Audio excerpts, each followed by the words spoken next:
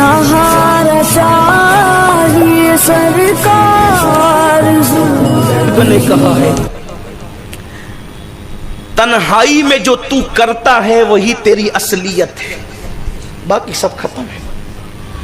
जो तू तन्हाई में करता है बस असलियत तेरी वही है। अब अपनी असलियत पे हम सब तवज्जो करें। हम तन्हाई में करते क्या है? हमारी तन्हाइयां कैसी है?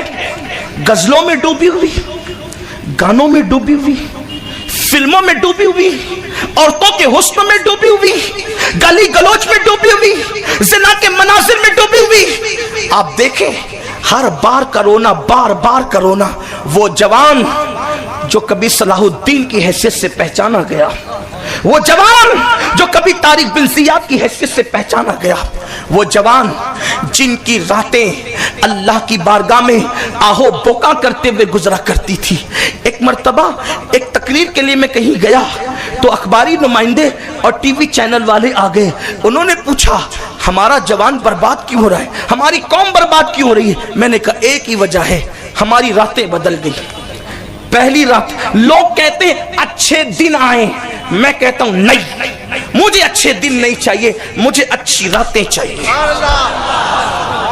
क्योंकि दिन रातों के ताबे हैं। जिस दिन हमारी रातें अच्छी हो जाएगी उस दिन अच्छे दिनों की भीख हमें किसी से मांगना नहीं पड़ेंगे। रातें तुम अच्छी करो, कुदरत तुम्हारे दिल खुद ब खुद अच्छे। नारे तकबीर, मुझे अच्छे दिन नहीं चाहिए, मुझे अच्छी रातें चाहिए। मैं जानता हूं जिस दिन रातें अच्छी होगी, रातें अच्छी तुम्हें बनाना होगा। रात अच्छी किसे कहते हैं? रात वो अच्छी है जिस रातों में मोबाइल पर ज़िना के मनाजिर ना हो, जिस रातों में सामने हीरो हीरोइन का नंगा नाच ना हो। रात वो अच्छी है जिसमें मुसाफिर कुरान सामने हो और अल्लाह अकबर सीरियल में हीरो हीरोइन की जुदाई के मनाजिर को देखकर रोना ना हो, बल्कि मुस्तफा जाने रहमत को याद करके रोना हो। अल्लाह रब्बुल इज्जत की खशियत में अपने गुनाहों को याद करके रोना हो। मैं कहता हूं पूरी रात मुसल्ले पे बैठने की बात नहीं कर रहा हूं। रात के आखिरी हिस्से में सिर्फ 2 मिनट मेरा हर जवान, सिर्फ 2 मिनट, सिर्फ 2 मिनट मेरा हर जवान फज्र की नमाज से पहले सिर्फ 2 मिनट मुसल्ले पर बैठकर अपने गुनाहों को याद करके रो लो। सिर्फ 2 मिनट हर जवान, सिर्फ 2 मिनट फजर से पहले, फजर का वक्त शुरू होने से पहले सिर्फ 2 मिनट अपने गुनाहों को याद करके रो ले। तुम्हारी रातें अच्छी हो गई। अच्छी रात तुमने की, फिर जब सुबह तुलू होगी तो देखना कि वो दिन कितना अच्छा हो, वो दिन कितना अच्छा होगा। और याद रखना किसी और के लिए रोने से दिल बोझल होता है, यार के लिए रोने से सारे दिल का गुबार हल्का हो जाता है। लोगों के लिए रो, आंसू जाए हो जाते हैं, यार के लिए रो, उसे मोती बना के चुन लिया जाता है। जब तक हमारे यहाँ मुसल्ले पे रोने वाले जवान थे उस वक्त तक बैतुल मुकद्दस हमारा था, यमन में सुकून था, शाम में सुकून था, हिंद में सुकून था, सिंध में सुकून था। आधी रोटी खाकर मुसलमान सुकून की सांस लेता था। फ्रीज भरी हुई है फिर भी तुम्हारे दिलों को चैन नहीं, इसलिए कि पेट का बर्तन तो भर रहा है लेकिन दिल का बर्तन वीरान है। जब तक पेट से सुकून नहीं मिलता दिल से सुकून मिलता है। जब तक के दिल वीरान रहेगा सुकून नहीं मिलेगा। तो मेरे प्यारे आका अलैहिस्सलाम के दीवानों, कितने ख्वाहिशों के बुत हमने दिलों में बिठा करके रखे हैं। मुझे बताओ वो कौन सा गुनाह है, वो कौन सा जुर्म है जिसकी ख्वाहिशात हमारे दिल में नहीं है। अल्लाह अकबर कहने वाले ने कहा है हजारों ख्वाहिशें ऐसी कि हर ख्वाहिश पे दम निकले। अल्लाह अकबर। मेरे प्यारे आका सल्लल्लाहु अलैहि वसल्लम के दीवानों, निकाल दो अपने दिलों से गुनाहों की ख्वाहिशात, निकाल दो अपने दिलों से जराइम की ख्वाहिशात। ये जो हजारों बुतों को दिलों में सजा रखा है, गुनाहों की मोहब्बतों के बुतों को, इस सनम कदे को खाली करो। अल्लाह अकबर। याद रखना जिस दिन नफसानी ख्वाहिशात से दिल खाली हो जाए, अरे मोमिन तो मोमिन है, अगर काफिर का दिल भी नफसानी ख्वाहिशात से खाली हो जाए तो कुदरत दुनिया में उसे भी कुछ मर्तबे अता कर दे। मैं काफिर की बात कर, خواہشات اپنے دل سے نکال دے تو دنیا ہی میں سے اس کو مراتب مل جاتے ہیں۔ بیان کیا گیا کہ ایک عیسائی راہب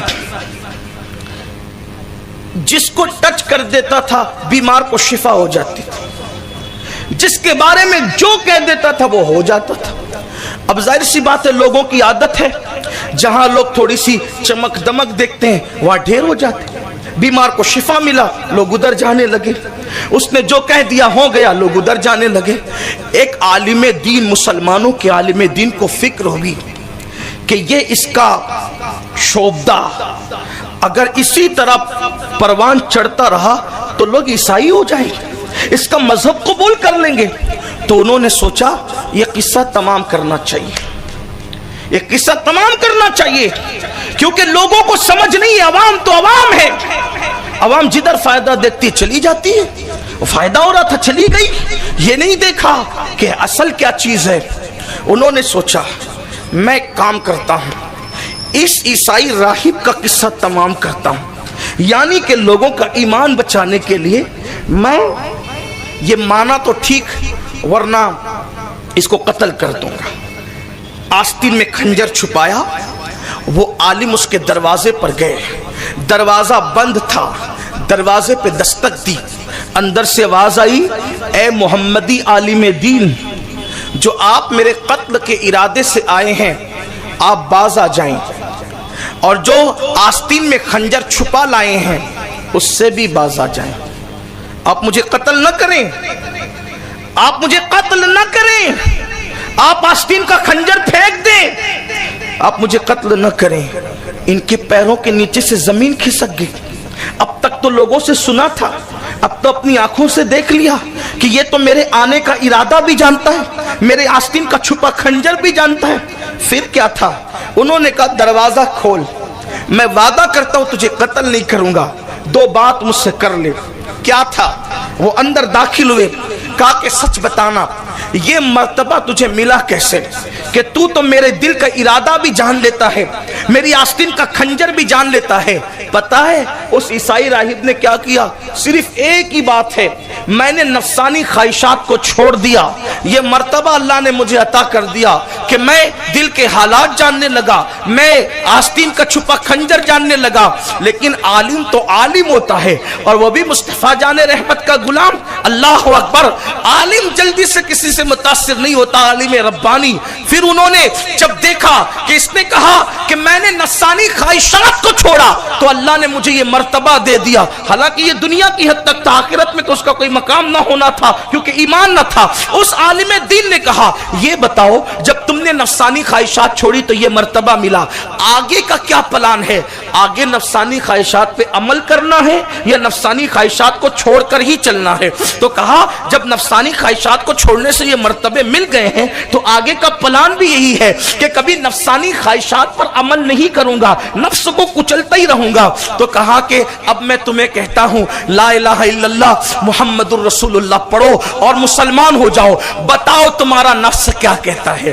اس نے کہا اگر یہ دعوت آپ مجھے دیتے ہیں لا الہ الا اللہ محمد الرسول اللہ کی تو میرا نفس اس کو قبول نہیں کرتا، نفس مخالفت کرتا ہے کہ کہتا ہے قبول مت کرنا۔ کہا تم نے تو ابھی کہا کہ میں نفس کی مخالفت کروں گا، اب تمہارا نفس مسلمان بننے کی مخالفت کرتا ہے تو تمہارا فیصلہ کیا ہوگا؟ اس نے کہا نفس مخالفت کرتا ہے، میں نے سارے کام نفس کی مخالفت میں کیا ہے، یہ کام بھی نفس کی مخالفت میں کہوں گا اور لا الہ الا اللہ پڑھ کے وہ مسلمان ہو گئے۔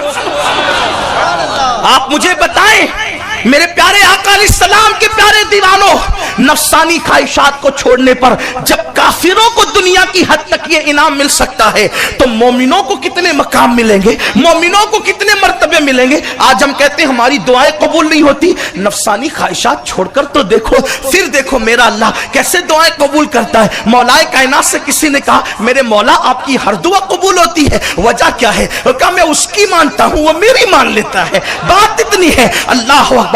ہمارا حال یہ ہے نماز اذان کی آواز سن کر ہم گھروں میں بیٹھے ہوں، نفسانیت ہے، اللہ اکبر، اور پھر اللہ نفسانی خواہشات اس قدر دلوں میں گھر کر گئی کہ میں میرے سوا کوئی نظر ہی نہیں آتا۔